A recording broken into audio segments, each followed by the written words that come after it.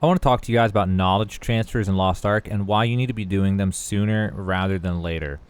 So making new characters and getting them up to level 50, that is what knowledge transfers are for. It'll cost you 600 gold and you will have to get through the tutorial with the character, so you'll have to spend like maybe 10 minutes if you try to skip through it all as fast as you can, maybe 15, and then spend 600 gold, and then you have to wait 8 hours, and then you have another character that's level 50 with 302 item level. Now, these extra characters can't do the island quests all over again. They can't do your dailies double. Your dailies are roster wide, like Una's tasks and the content at the top left, whatever you call that stuff, just daily content. And there's a lot of things like that. It's just they can't share. But there are some things that they can do. They can do chaos dungeons every day, and they can do guardian raids every day. And before I jump into it deeper, I really want to say that if you don't know what knowledge transfers are, it's at your stronghold. They're all the way down here. You have to climb down a ledge at the lab. You'll unlock this from a quest. There will be a quest at, I think, the manor from Adeline, and she'll have you go down there and unlock it. So just keep your eyes open for a quest at the manor, and anytime you get a stronghold quest, just do it, and you'll eventually unlock the knowledge transfers. And this is what the knowledge transfer thing looks like, the knowledge transfer machine. And you'll go here with your other character, not your main character, but the character that you want to level up with.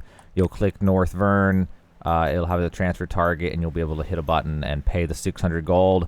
Takes 8 hours. This is what it looks like. This is where it is. Again, it's over here at the stronghold. All right, and with that out of the way, what you're gonna do is you make a character, you do the knowledge transfer as soon as you can, if you can afford it. You get that one to level 50. Then every day with that one, if you have the time, you just run the chaos dungeons. That's the only one to run because it's the only one that's fast, right? And ideally, if you're going to be doing this, unless you actually want to play these characters long term, you're just going to make like sorceress or something that's easy to farm with or whatever. Farm the chaos dungeons. The other thing that you want to do is if you have a guild, if you have some friends, you want to coordinate something. Try to get them in on this idea.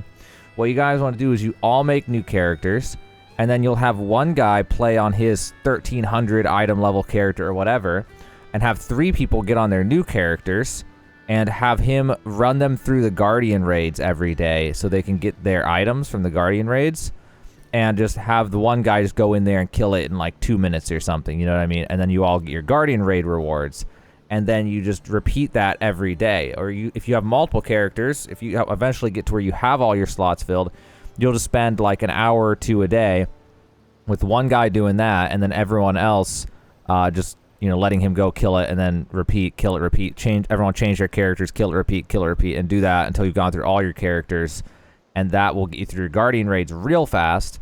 And the reason that you want to be doing this, the reason you want to be getting these characters the materials for their level ups, is because eventually, if you keep up with that every day, after, I'm not sure how long, 2 weeks maybe, I'm not sure, 3 weeks, they'll all start hitting level 2, you know, tier 2.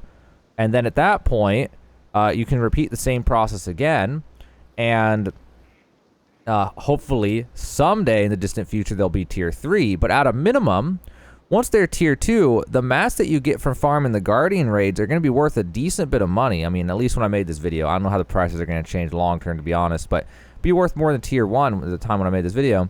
And so they'll be able to, you'll be able to do that thing where you run everyone through it real fast like that, and then afterwards you'll actually have a boatload of money worth of mats on between all your characters. And you either have a choice then. You either keep on leveling everybody up, doing chaos dungeons and whatever, or you funnel all those materials from the guardian raids into one of your alts to more quickly get it to level 3 so it can farm tier 3 mats. Or you just sell all those mats from the tier 2 guardian raids and use that money to buy tier 3 mats for your main. It just depends on which way you want to do it. The long-term play is to try to move them on to 1, and slowly, one after another, get multiple characters up to tier 3. That way, those characters can farm the guardian raids at tier 3 and trade those around, boost your main faster, or just sell them for money or whatever. You get, you know, a lot of value having these things. Now, this is kind of an option for harder core players because it's just a tedious feeling to a lot of casual players and stuff. But if you are a tryhard, or you want to be a tryhard, you want to do, like, you want to min-max this game, well, once you get to the end game, you know, there's not that much to do once you've done everything. I mean, there is stuff to do, but, like, you're kind of running on dailies for a lot of your stuff. There's no more islands left. There's no more quests to do, sort of, you know. So, you're going to be looking for something to do with that time that's productive. And the most productive thing you can do is make alts. And that's why I think even if you're just tier 2, you might just want to do it sooner rather than later, because you can go ahead and get started on that process, because otherwise you're going to hit that point and then realize you got to wait 8 hours at a time to get each character up. And you might not want to wait for that. You might as well just do it now if you have the budget for it. You know, 600 gold per character. That sounds like a lot when you're newer, but later on, that's not as bad. And with gold inflation hitting really hard, it won't be long until you can just go burn 10,000 work energy and then make like 3 alts, basically. So it's definitely something you should do now, in my opinion. If you have a little bit of time, just go ahead and do it. Each character, you're going to have to take it through the tutorial. It takes like 10, 20 minutes or something like that. And then after that, you can have it play the song to go to the stronghold, and then go to the knowledge transfer and start, you know, a knowledge transfer. So I highly recommend doing it sooner rather than later. I think it's a much better thing to do now. If you have time and you're really invested in this game, if you're really a tryhard and this game is you're full committed to Lost Ark, if you've played Lost Ark and you've decided this is your MMO, you're gonna keep playing, then by all means you got to make those characters. There's no point in not making. You can always delete them. So just if you decide, wait, I need another character slot, well, also you can just buy character slots too. I mean, the really hardcore players are gonna have all 24 character slots and have 24 characters doing what I'm saying, which would be absolutely ridiculous.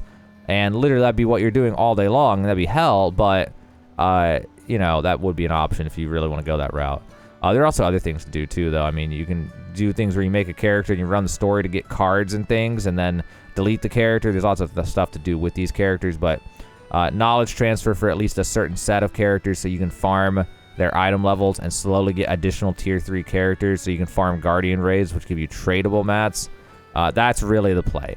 I highly recommend doing that now, sooner rather than later, if you really plan to stick it out for the long term. It'll help you get your main up to max item level faster.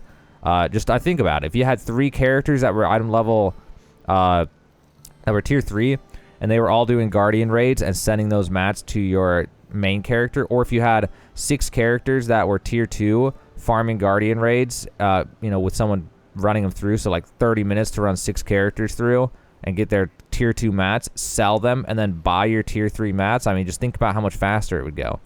It's something you could definitely consider. It's definitely something I would recommend doing if you are full committed on this game and you want to get to the highest item level as quickly as possible. It's definitely a smart thing to do. Hopefully this video helped you out. If you can't stand to do it, that makes sense. I understand. But if you're sweaty tryhard, definitely a smart thing to do. Also, if this helped you, consider subscribing to this YouTube channel. I make Lost Ark guides and stuff all the time. I'm a little busy with Elden Ring right now, and once that dies down, my time is going to be split between this MMO and another MMO. So definitely consider subscribing for the long term if you want to keep up with Lost Ark news and guides and patch note stuff and whatever else makes sense to make for this game. But this has been Knowledge Transfers or OP guide. So now you guys know about Knowledge Transfers, why you should make these characters sooner rather than later and getting them up to 50. So hopefully it helps you out. And now you know about why and when you should be making level 50 alt characters in Lost Ark.